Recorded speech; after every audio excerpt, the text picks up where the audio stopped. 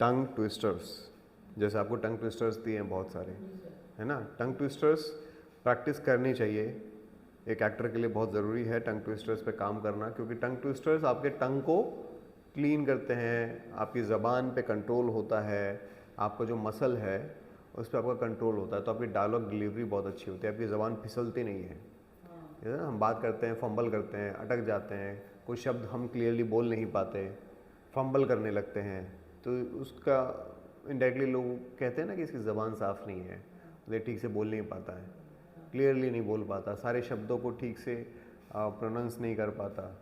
तो tongue twister से सब ठीक हो जाता है। टंग ट्विस्टर्स आपको बहुत सारे प्रैक्टिस करने हैं, कम से कम 100 टंग ट्विस्टर आपको हमेशा याद होने चाहिए, कम से कम। ठीक है, और बहुत आसान है, गूगल पे भी सर्च करके कोई भी कहीं से भी टंग ट्विस्टर निकाल सकते हो, और डेली डेली उसकी प्रैक्टिस करो। एक टंग ट्विस्टर को कम से कम आपको 100 बार पढ़ना पड़ेगा, तब जाके आपकी ज़बान पे वो क्लियरली आएगा। और फिर जब आप याद कर लोगे, जब आप उसको बोल पाओगे, तब कोशिश करो उसको fast fast fast fast perform करने की।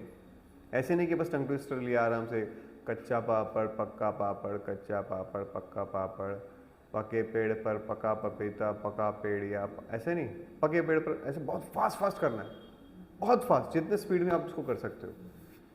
तो इससे क्या होगा, आपकी ज़बान साफ होगी। जैसे समझ समझ के समझ को समझो, समझ समझना भी एक समझ है, समझ समझ के जो ना समझे, ऐसे नहीं, कैसे, समझ समझ के समझ को समझो, समझ समझना भी एक समझ है, समझ समझ के जो ना समझे मेरी समझ में ना समझे, ऐसा फास्ट फास्ट फास्ट, और स्पीड बढ़ानी है। आप जितना स्पीड पे लेके जा सकते हो उतना ज़्यादा आपकी डायलॉग डिलीवरी अच्छी होगी, आप लंबे लंबे लाइंस बोल पाओगे बिना फंबल किए, बिना अटके, एक टेक में आप सारी चीज़ें कर पाओगे।